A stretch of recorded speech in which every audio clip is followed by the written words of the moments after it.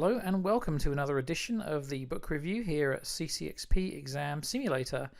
This is Michael Bartlett and today I'm going to be reviewing Desire Code, Designing Services People Want by Denise Hampson. Now Denise kindly sent me a copy of her book in advance. She's over in England, so it took a little while to get here, so the book's actually already out at the time that I'm recording this review. But nevertheless, I've gone through, I've put together some of my top takeaways, and I'm going to go ahead and share them with you now. Okay, so to get started, before we dig into each of the items, I want to read you a little bit from the book. So this is page 14, and this is where Denise lays out kind of the overarching architecture of the book. So she says, Desire Code takes behavioral economics principles and distills them into 5 themes. The first 4 are concerned with making your service more desirable, more wantable, to raise demand and keep customer motivation high. The 5th is concerned with making it easier for customers. It works alongside the other 4 and is essential for creating enduring customer engagement. So the 5 that she covers are as follows. Emotional. People are more persuaded by an emotional message than a rational one. Short term. People prefer things they can have now over things they can have in the future. Certain. People prefer things they can definitely have over things they may or may not get. Positive. People prefer to work towards the things they want than away from the things they don't want. And finally, simplified. To really engage with customers, services need to be desirable and easy to access. Something that I should point out as well is that this book, whilst it does have a lot of behavioral science embedded in it, it really is kind of framed as more of a human-centered design book. And that's what really drew me to it, because there's not really a whole lot of those out there. We all know that there's the kind of what we consider the Bible, which is the design of everyday things. But to have a modern day book that kind of takes this approach is really good. I will say there's actually another book that's very similar to this one. It's called Wow, Worlds of Wonder, Experience Design for Curious People by Eric Barr and Stan Bosshauers. I hope I pronounced that correctly. But the 2 books actually look very similar as well, and they cover exactly the same thing. I mean, if you're looking at human-centered design, then essentially you're looking at experience design. So without further ado, let's move through my top takeaways. So the first one is something called the stretch approach, and she referenced something in the book called Stoptober. So I'm going to read to you a little bit from the book now. So this is from page 70. Launched in the UK in October 2012, Stoptober marked an interesting and brave shift in the way the NHS encouraged people to quit smoking. Stoptober is a month-long challenge for people to quit smoking, and it's just for the month of October. What's brave and different about it is the second part of the unspoken campaign subtext. So of course what you hear and what you see is challenge yourself to stop just for 1 month. But then in the book, Denise highlights the bit that they don't actually see, which is you can always start again in November.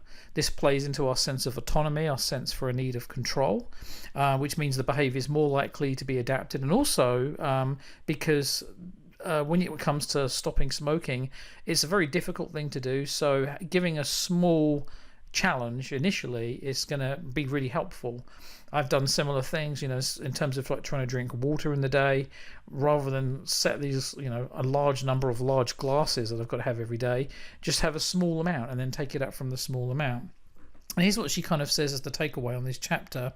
She says here, if you're encouraging a long-term change in customer behavior, can you start with a short-term challenge? Then work on stretching it once customers have experienced the benefits. So I thought this was quite a nice little idea in terms of a small behavior change takeaway that kind of combines a few other ideas that we know, but it was a good real world case study, and I appreciated seeing that in the book. Now this is something I really liked, and this is actually also covered in the other book I mentioned, Worlds of Wonder. So if you make space linear, you control the story, its order and its place. Let me read a little passage to you from the book. This is from page 74. At all Disney theme parks, every ride starts with a queue. Depending on how busy the park is and the popularity of the ride, these queues can extend to well over an hour, which would be a terrible experience for visitors had Disney not found a way to entertain and delight them while they wait.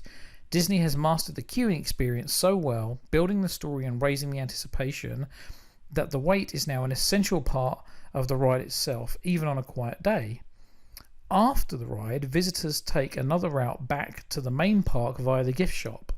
Part of this is logistical to keep the flow of visitors moving. Another significant part is, of course, commercial to encourage sales in the gift shop. But part of it is to satisfy a feeling of personal transformation following the ride. Leaving through a different exit adds to the same sense of journey. You are now a different person when you leave.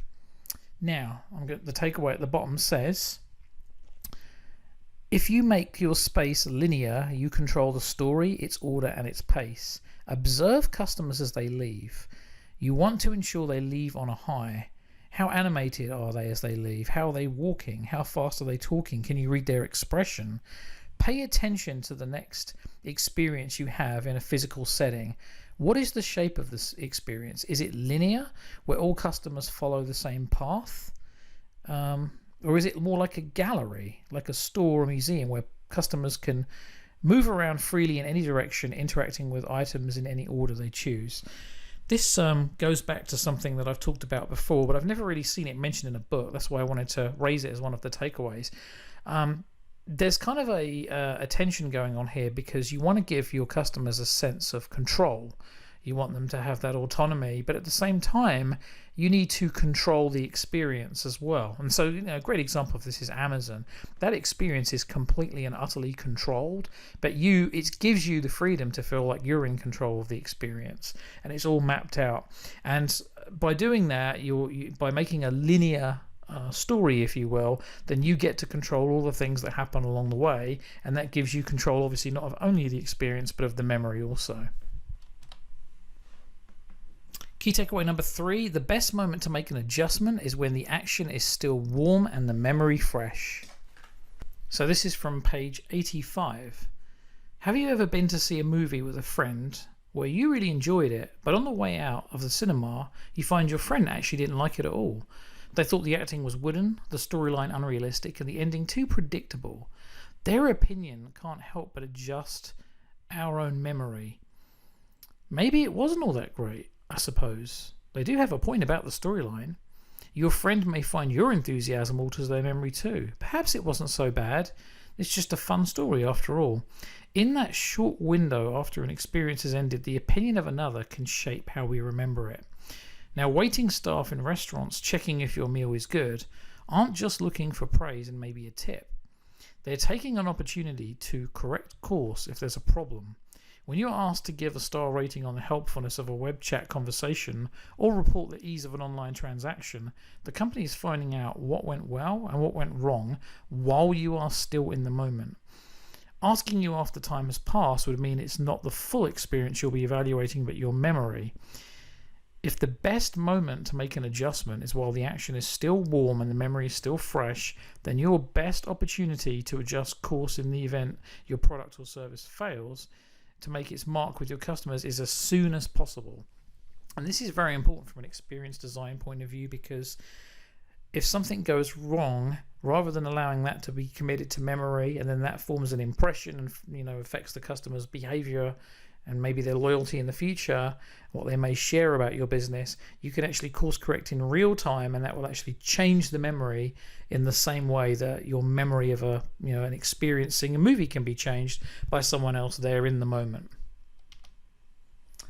One of the best takeaways, probably my favorite from the book actually, was probability language.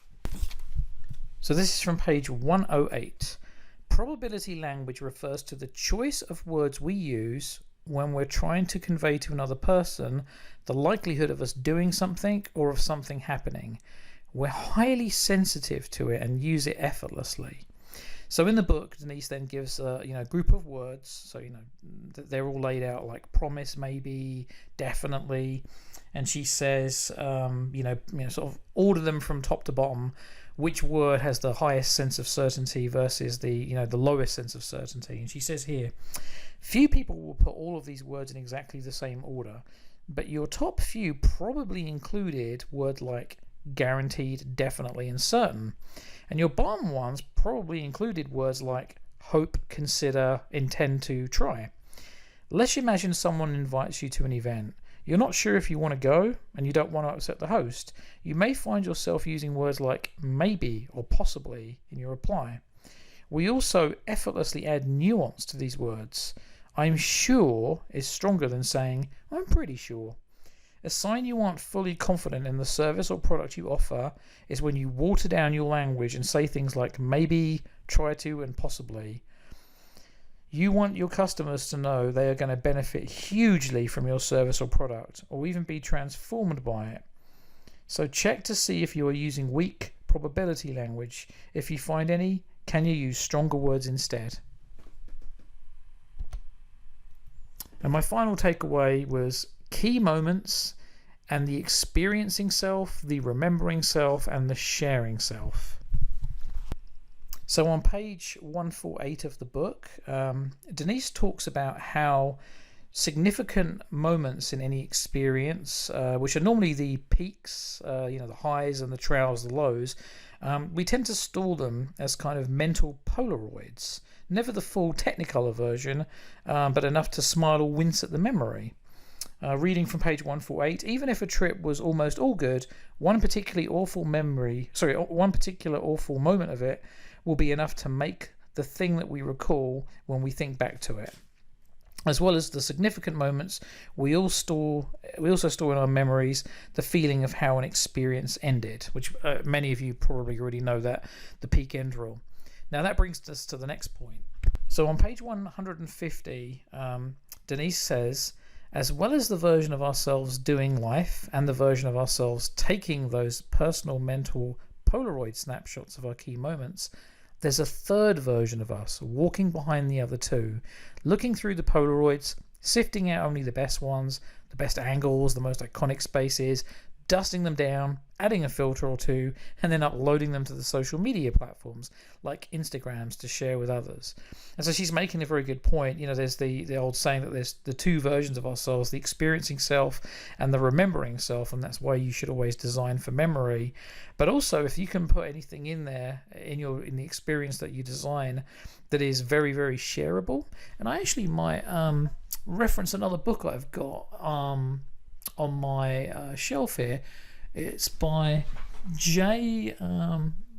Bauer, Talk Triggers. And that covers something very similar, the kind of things that are more likely to make people share something and create buzz about your business. So that would probably be, if you're interested in this takeaway, I would recommend that book as well. I need to do a review of that one soon. But yeah, that's another really, really important thing to be aware of when it comes to experience design. So anyway, that brings us to the end of this review. It's normally I do 10 takeaways, but this time I just wanted to focus on 5 and spend some real time just reading some passages from the book, because this book is beautifully written. It's beautifully designed. It's probably the most beautiful book that I've ever held in my hand. The amount of care and attention that went into this is incredible. Truthfully, I couldn't do 10 takeaways because, like I said, most of this material I'm very familiar with anyway. So what I wanted to do is thinking about this from an experience design point of view, just talk about the general structure of the book and then give you some moments where I thought the book was particularly profound. And if you're an experienced designer, service designer, whatever they call themselves these days, you're welcome to go ahead and get a copy of this book, and I think it will be a great addition to your library. So thank you so much to Denise for sending this over to me, and I will see you guys again shortly with another book review. Thanks.